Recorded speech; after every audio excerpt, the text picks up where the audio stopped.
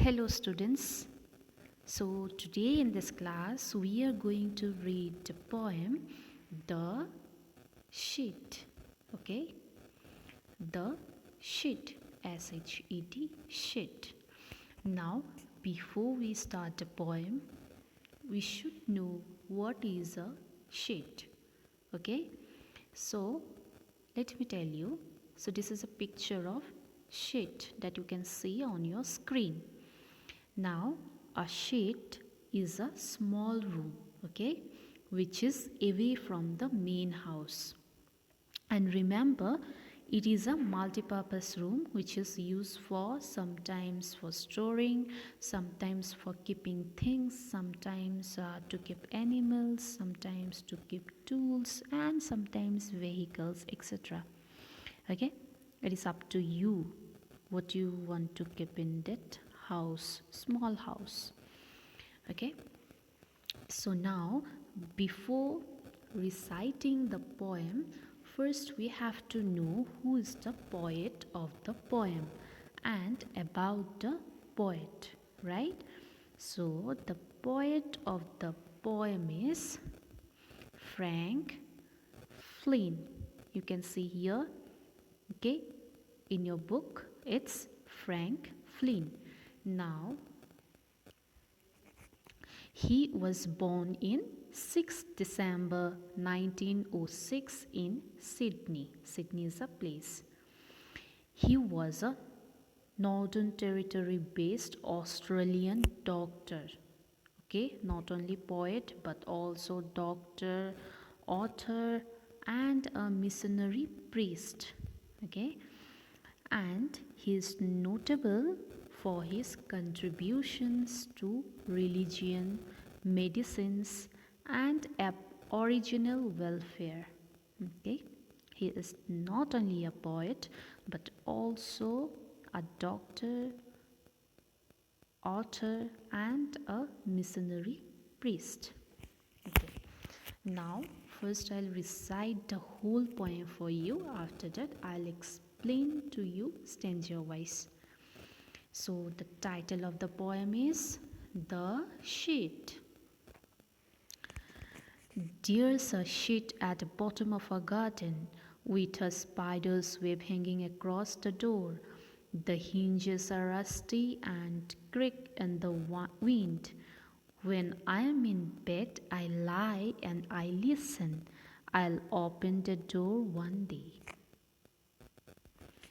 There's a dusty old window around at the side with 3 cracked panes of glass. I often think there is someone staring at me. Each time that I pass, I'll peep through that window one day. My brother says there is a ghost in the sheet who hides under the rotten floorboards, and if I ever dare to set foot inside, he will jump out and chop off my head, but I'll take a peek one day.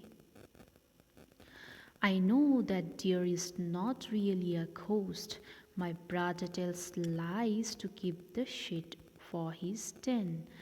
There is not anyone stirring or making strange noises, and the spider has been gone from his web since I do not know when. I'll go into that sheet one day soon, but not just yet. Frank Flynn. Okay, so this is a very beautiful poem, and now I'm going to explain you stanza wise. Okay, so the first stanza, I'll recite it again. There's a sheet at the bottom of a garden with a spider's web hanging across the door. The hinges are rusty and creak in the wind. When I am in bed, I lie and I listen. I'll open that door one day. So, there is a sheet. You already know the meaning. Where it is? At the bottom of the poet's garden. And the poet, what he wishes? He wishes to visit it one day. And he also told us that there is a spider's web on the door of the shed and its hinges. Do you know what is the meaning of hinges? Hinges means the side part of the door. Okay, there is one little space, or we can say hollow, in the side part of the door, right? So that is hinges. So its hinges are rusty. Rusty means the brown particle you can see, no, or the layer that gets over an iron material, right? So that is rusty, the brown particle. And creak when the wind blows. Creak is the sound of the door. Okay, when the wind blows, the door gives the sound like creak. Then the poet often think about it when lying in his bed, and what he wishes to visit that small house one day. Moving on to the next stanza, there's a dusty old window around at the side with 3 cracked panes of glass. I often think there's someone staring at me.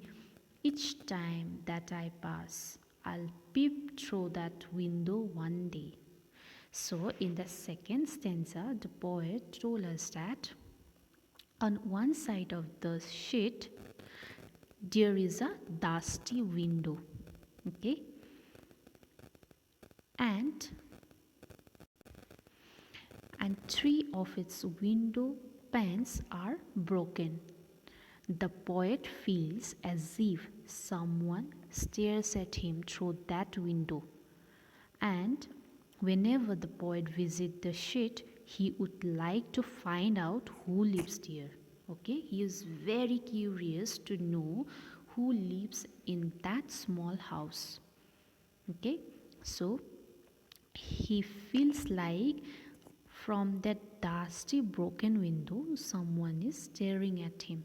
So he wishes to go one day and he wants to see who lives in that small house. Okay, moving on to the third stanza. My brother says there's a ghost in the shed who hides under the rotten floorboards, and if I ever dare to set foot inside, he will jump out and chop off my head. But I'll take a peek one day. So, in the third paragraph, the poet's brother, okay, he informs him that a ghost lives inside the shed, and if the poet dares to enter the shed, the ghost would chop off his head. Okay, so this does not much frightened the poet, even though his brother tried to scare him. Despite these warnings, the poet wishes to visit the shed and peep inside. Peep means to see inside what's there. Right? Moving on to the last paragraph. I know that there is not really a ghost.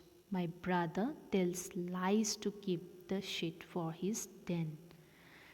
There is not anyone staring or making strange noises, and the spider has been gone from his web since I do not know when.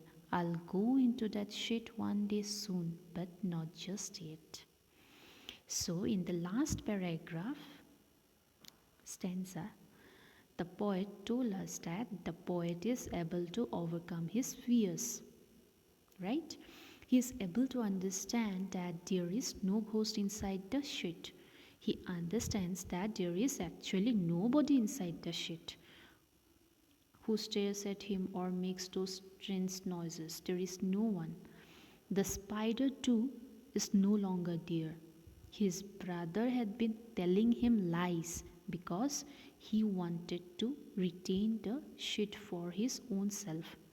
Means he want to keep the shit for his own. He want to rest there. Okay, he want to stay alone there in that small house. So his brother used to scare him by saying that there is a ghost, right? Therefore, very soon the poet would be able to set in foot inside the shit. Okay, he wants to go there.